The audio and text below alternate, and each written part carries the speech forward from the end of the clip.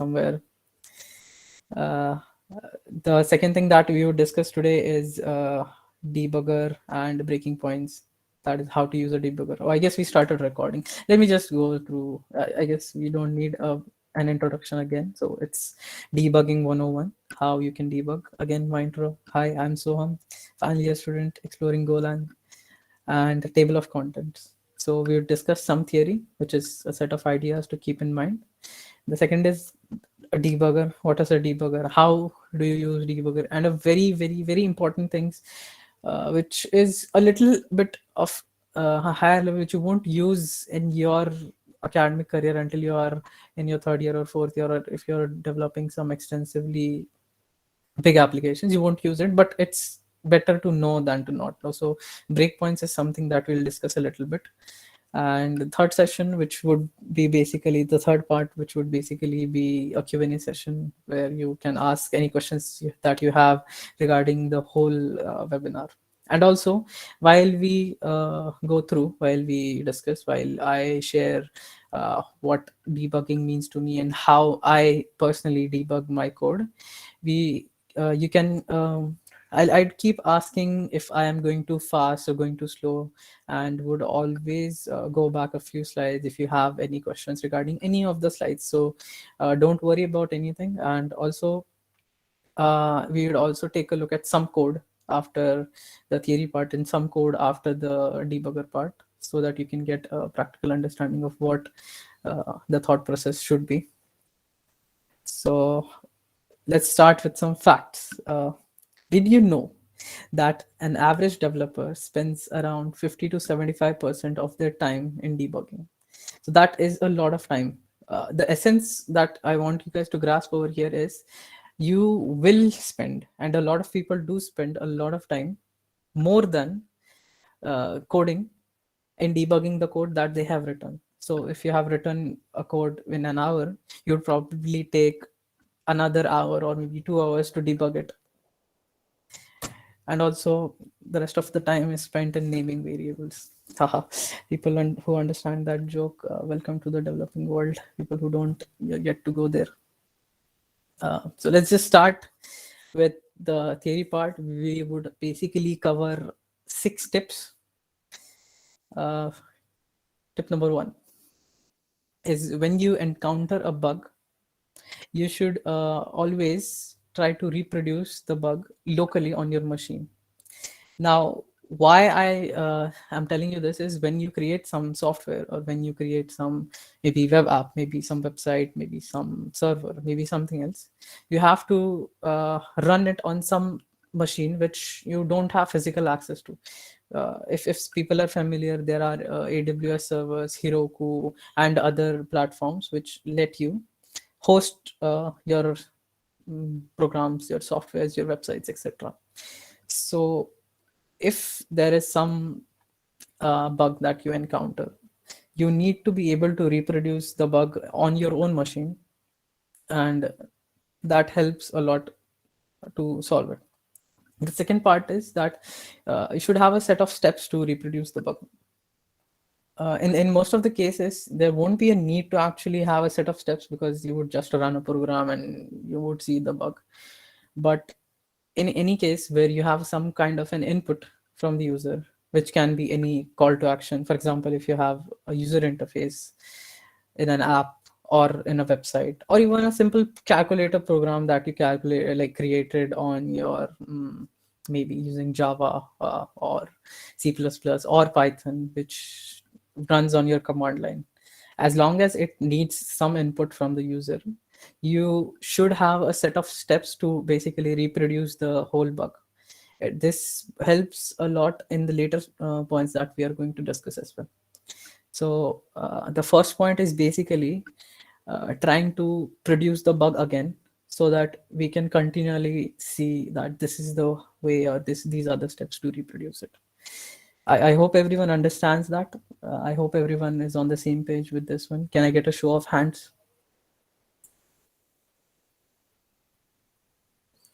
Cool. Everyone understands English. Thank you so much. Yeah. So the next point is the rubber ducky strategy. Now, there is this book called as The Pragmatic Programmer. It's an amazing book, and if you want, you can read it. It would make you really better at programming itself. So that book has a small instance which mentions about rubber ducky debugging. So the essence of the strategy is that you explain your problem in a very simple manner to a rubber duck. Now that rubber duck can be any person, anything, or you yourself as well. The point is to simplify your code simple enough that even a 5-year-old kid can understand. So simplifying your code and making someone else understand, or making that rubber duck understand what your code does. This part of the process basically affirms what you are trying to do with your code and what you have written, so that you don't have any line messed up. Pretty simple, isn't it? It's just basically reaffirming what you have written, because sometimes you write some code, some line which you don't want to, maybe plus instead of minus, maybe minus instead of plus. So these are very simple errors which you might think that "Arey, ye to nahi hone wala hai," or this will never happen to me. But trust me, 50% of the errors are a missing semicolon, a missing brace, a missing slash, maybe a missing colon, maybe capital case to lowercase. These are the most common errors that people make while coding, and they cause a lot of bugs. So reading through your code again and explaining it in a simple manner helps you a lot. Coming to the third point is understanding how data is flowing in your code. I believe that this is one of the most important points in all of the whole webinar that we're going to have, because every software that we develop, every program that we develop, if be it machine learning, be it any software, be it an Android app, be it some website, be it HTML, be it CSS, be it Java, Golang, Rust, Ruby, anything, everything basically plays with data and either converts or transfers or transforms it in some manner. So everything is basically playing with data. So the point one and point two talk about reproducing how the data is flowing. The second point is understanding what you have written. The third point is, now since you have one and two, understanding how the data is flowing through one and two. If you understand where and how the data flows, it helps you greatly, because a lot of times when you are writing your code, there are a lot of null values that pop up which you don't expect. A lot of times, if people over here code in Java, the most common error that they get is a null pointer exception, which is basically something getting assigned a null value. And trust me, the pointer exception, like when your console gives out that error, it never helps. You don't understand what is happening and where is this coming from. So understanding where the data is flowing from and how the data is flowing from really helps. What I generally do is, if I know that okay, there is an error, I go through all of the lines of the code in the rubber ducky strat, and then see how the data is flowing and understand, okay, this is how data is going to get converted. If I have this variable, it's going to get manipulated in such a manner, and it's going to get stored over here after getting manipulated or mutated. And then we come back to come to our fourth point, that now you have understood how data is flowing. Now you need to come up with a hypothesis and then test it out. For example, now you understand how everything works out. Now you come up with a hypothesis that, okay, this can be a reason that my code is not working, or this can be a reason that my code is not working. You go on in a continuous loop of iterating on your hypothesis and trying to figure out what is exactly going wrong. If I give you an example, uh, if you have a Google login on your website, now if you're trying to log in and you see some error, that okay, you're not able to log in. So there can be a several there can be several number of errors that that can occur. Maybe you haven't added https to your website. Well, let's not get into technical terms, but there can be a lot of ways in which the same error can occur. So you need to come up with a hypothesis, a reason for the error to occur, and then test it out using some code. So does anyone have any questions up till now? Okay, we had a bug already. Mayank asked what is a bug. Okay, Abhishek, thank you for replying. Yeah, any unexpected behavior of your program is considered a bug. Like for example, you created a program to calculate addition and somehow you're getting zero every time you add two numbers. So I believe there is some bug in your code. So yeah, some people call them side effects. Some people call them something else. Generally, they are called bugs. In any case, does anyone have any question up till the fourth point? Because it's just theory. I don't believe you would have any questions, but if you do, please ask.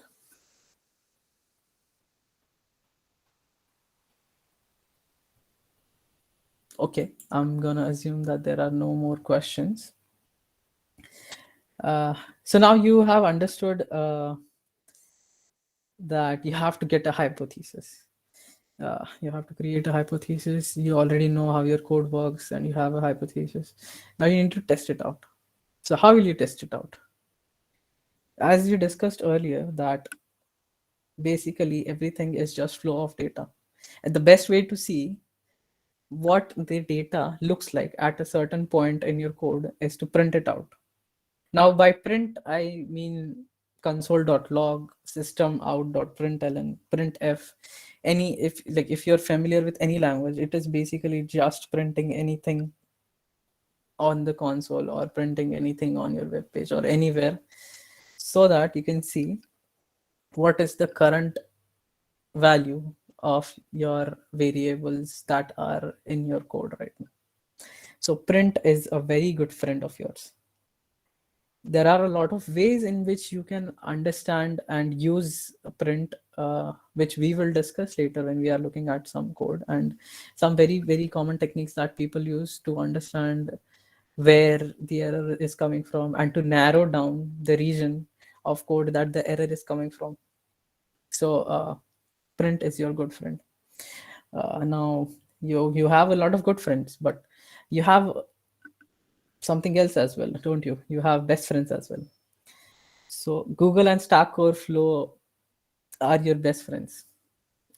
Like if you are not able to figure out anything from the first 5 steps, just copy the error that you're getting on your console and paste it on Google. Someone somewhere must have encountered the error that you have currently encountered, and there must be some solution.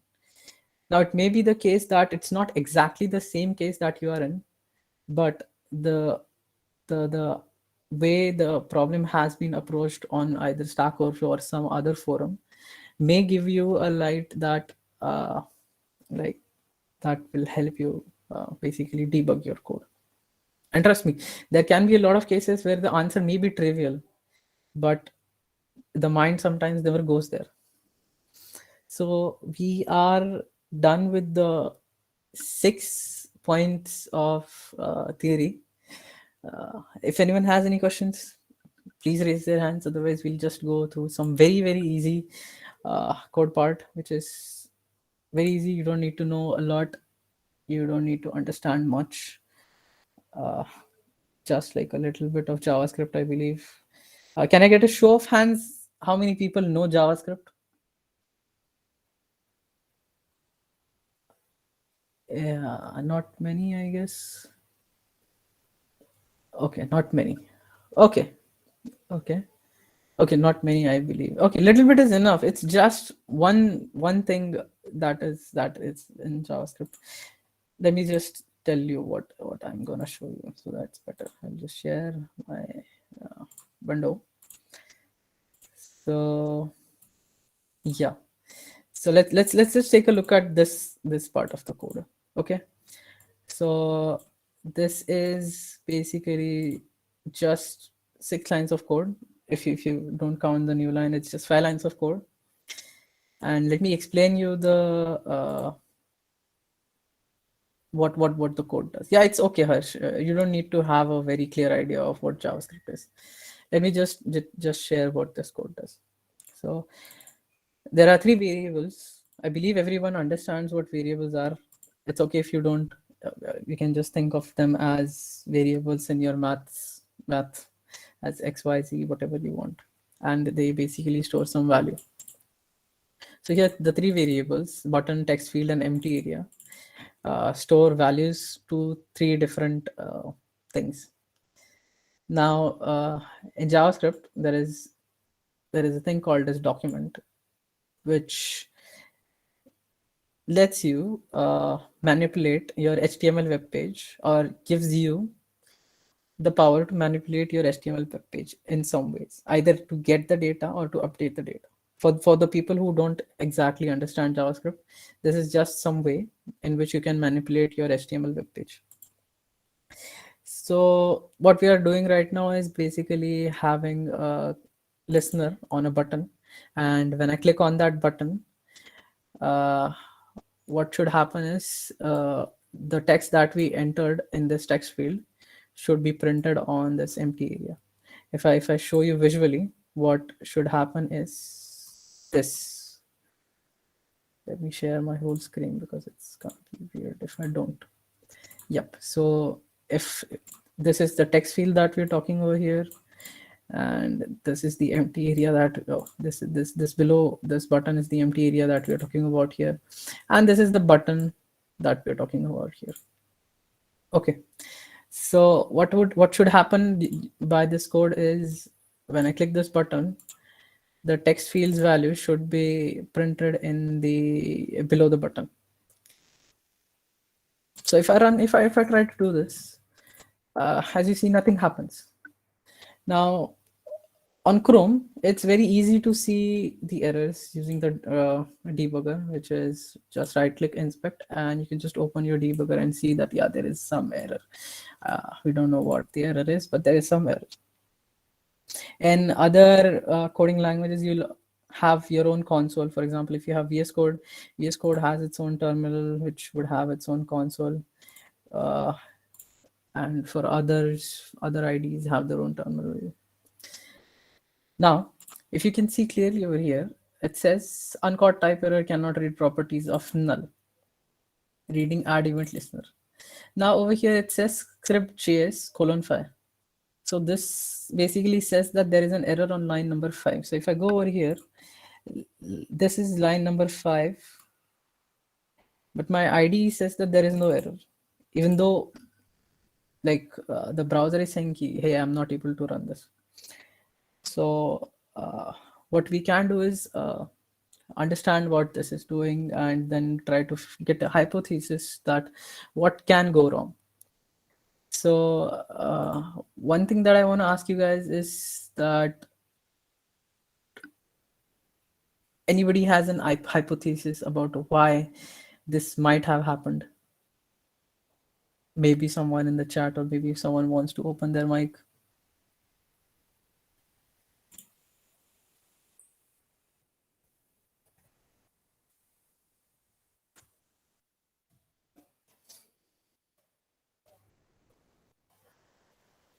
No one has any hypothesis. No element by ID empty in doc. Yeah, maybe. No element by ID empty in the doc can be true. So what can we do to test our hypothesis?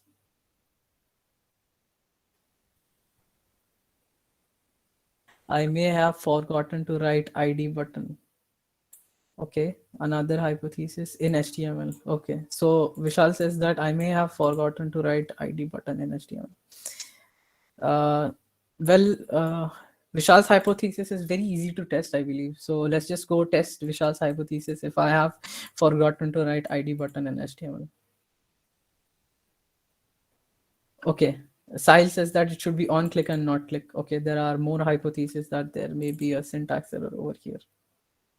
Okay, so let's just test Sahil's hypothesis before Vishal. So I should type on click here, right? And if I save it, this guy should work. But it's not. It's still giving me the error. If I clear the console and we write something else, well, it's not returning. Okay, now it's giving me the error again. So no, it's still giving me an error on line 5. On click still does not. So we tried your hypothesis, Sahil, but it did not work.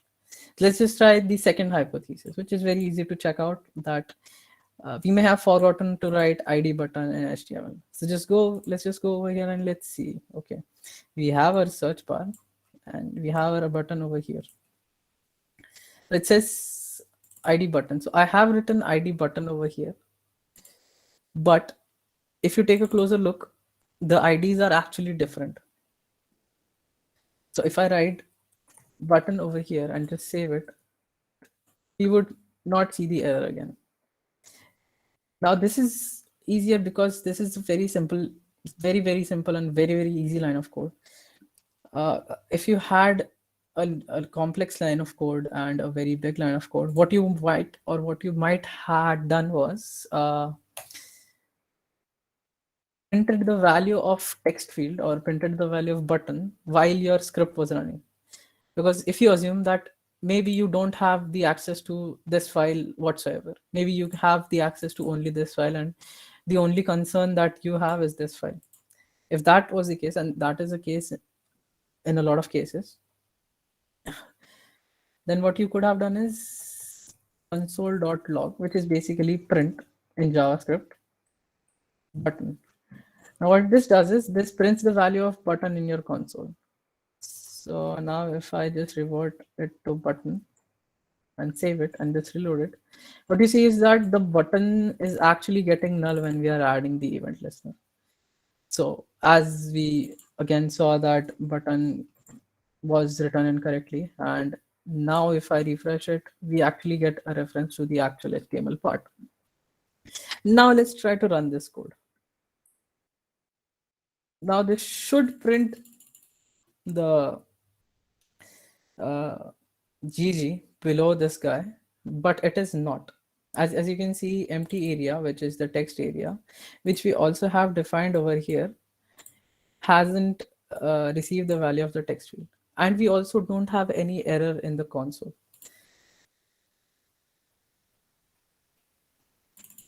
Does anyone have any hypothesis for this?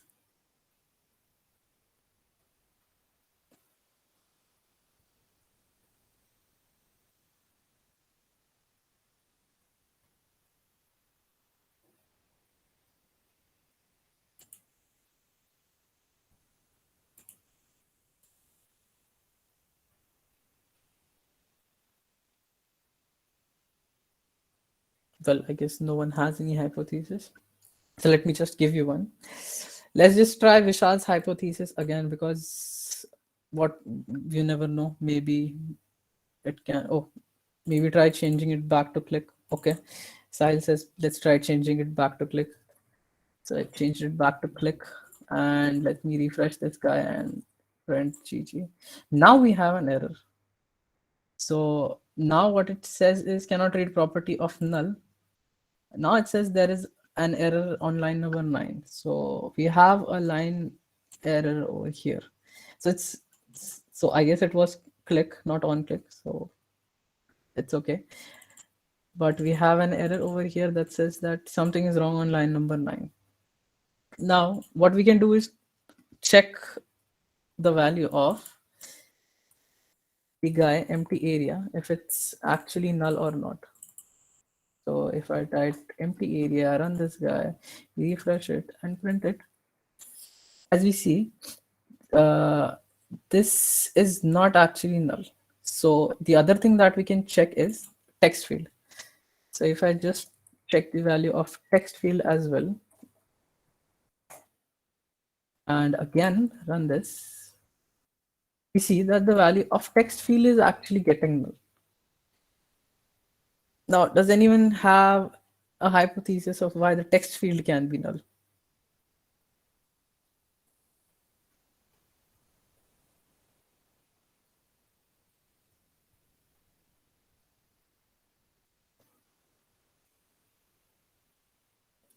what is the dimension of the PC from which you're sharing the screen? I don't believe that the dimension matters enough. If you're not able to see the code, I can zoom it in a little bit if that is a concern, I believe. Yeah, I guess this is okay. Oopsie. I guess this is okay. Yep, I can show HTML again.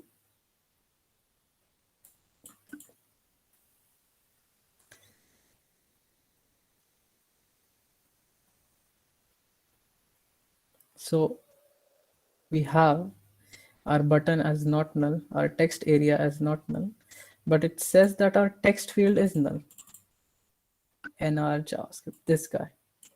So what can be the error over here? Can you show index? Oh, index HTML. Cool. I showed index HTML again.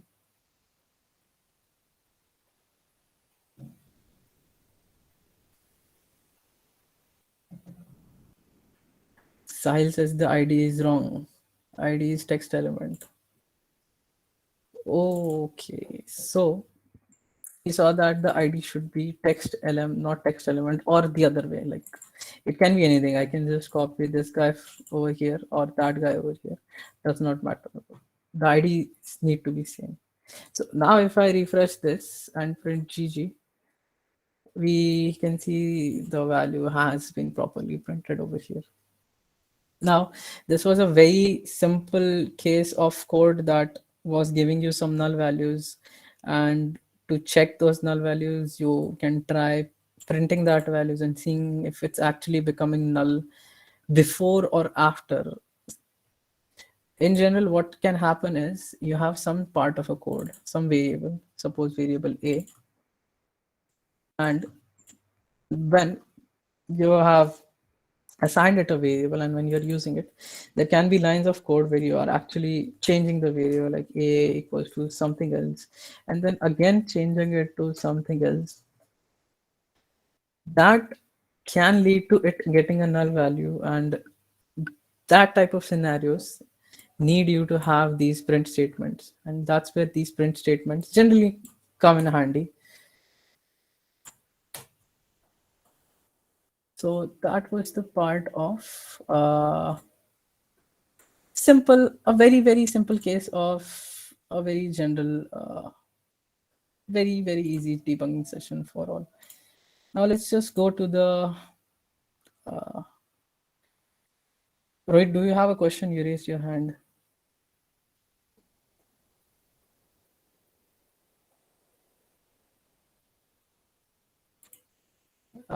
You can type it in the chat, Rohit, if you have a question. We'll just move on with the second part, which is something that is a little bit more advanced, which is the breakpoint.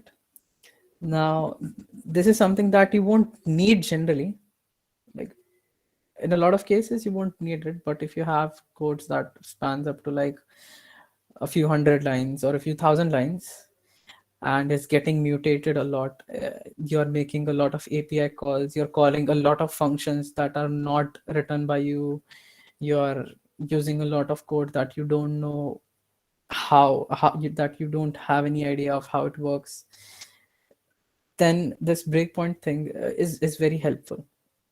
So let's just understand what the breakpoint thing is. We need to share our main screen back again. So going back to the main screen, and let's just make our code buggy again. So I just removed all of the working code and made it buggy again. So now we have our buggy code again. So if I go back and refresh, we get this error again. Let me just zoom in this guy as well. We are not even getting this, and the console is also giving us an error. So now what you can do is each developer menu has a lot of capabilities. One thing that you can use is the sources tab over here. Now this sources tab lets you see what line and what part of your code actually has the error. So as you can see, the code that we just saw in the console, if you just click over here, it would take you to the sources tab and you can see exactly what the error was and where was the error coming from. Now we know that the error is coming from button being null at the start. So the good part about breakpoints is, uh, let me just explain what breakpoints are first. So a breakpoint is an instruction or a way to tell your program to stop running when it comes to a certain line of code or a certain part of code. Let me show you practically. So if I click over here, what the debugger does is it adds a breakpoint on line number 5 of our execution. So now if I run or refresh the web page, run the code again and refresh the web page, you would see that the execution is paused in debugger. So now the code is actually paused in real time with all of the things that were here completely running and all of the things that are here, all of the things that are here not running at all. So if I hover over a button, you would see that the button's value is actually null. If I hover over empty area, it's telling me that it has a value.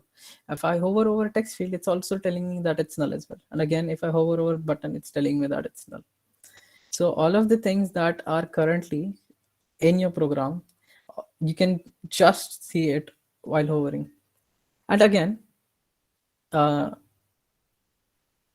if you want to continue your execution, if you want to continue, you can just go over here and you can resume your script and the code will run as it was supposed to.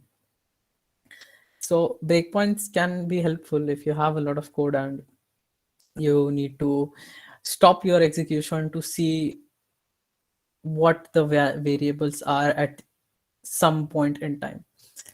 For example, people who have worked with APIs know that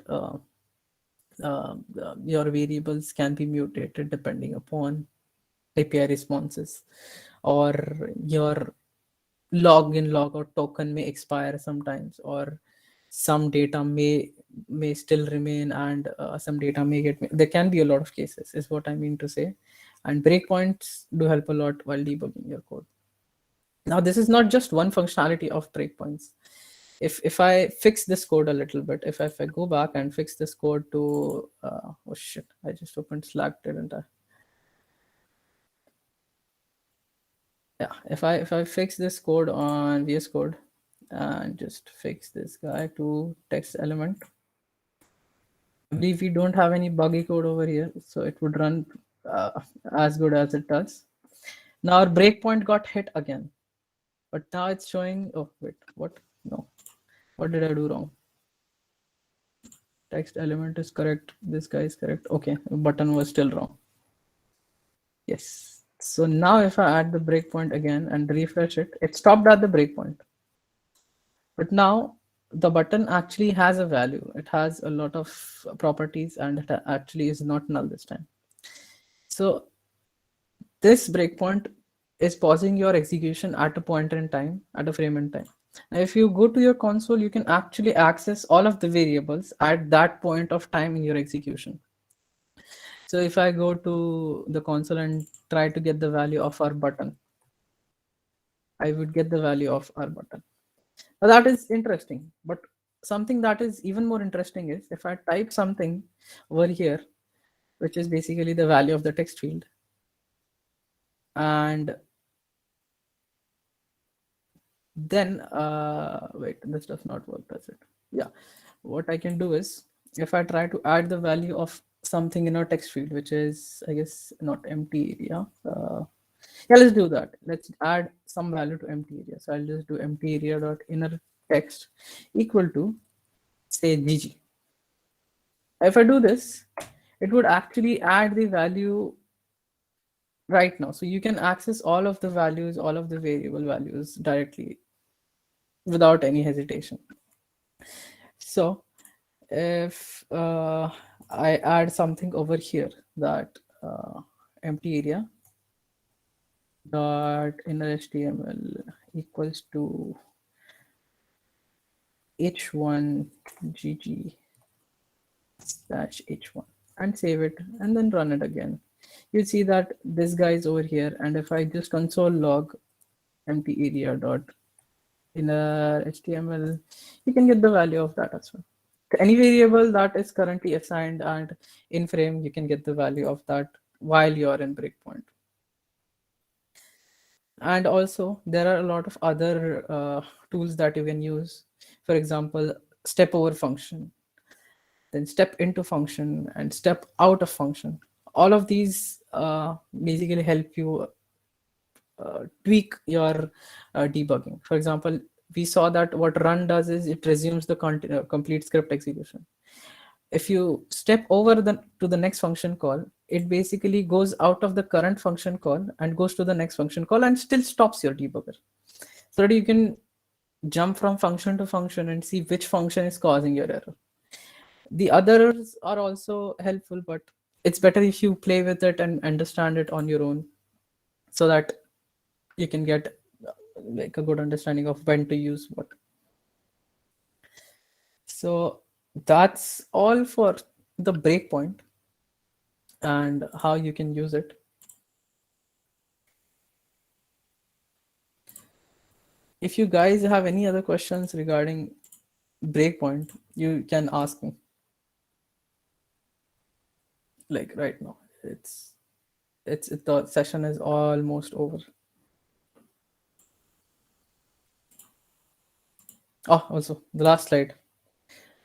If you actually understood whatever I said, and if you actually develop a habit of understanding how your code flows, how your data flows, understanding what you have actually written, using your print statements correctly, and uh, trying to reproduce everything on your local machine. If you follow those steps, and if you have a good habit of following them each time you debug your code, you would be able to say that I can debug anything.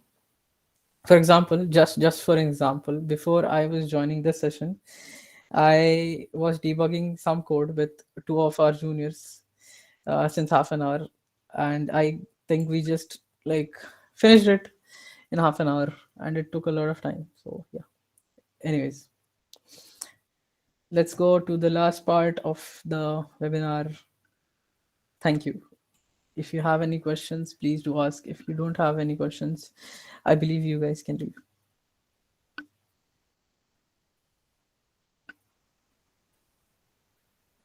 How can we join programming club?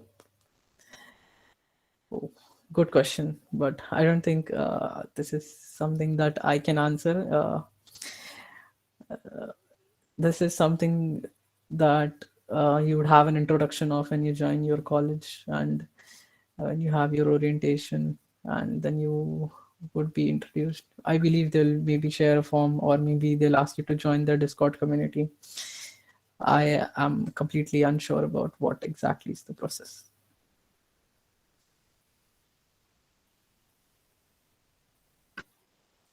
Why is there CSE in your number instead of CS? Yeah, good question.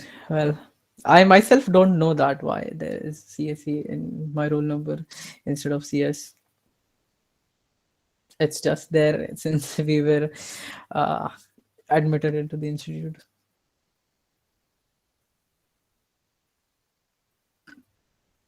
Do we have any questions related to the stand-up? I'm sorry, not the stand-up, related to the webinar.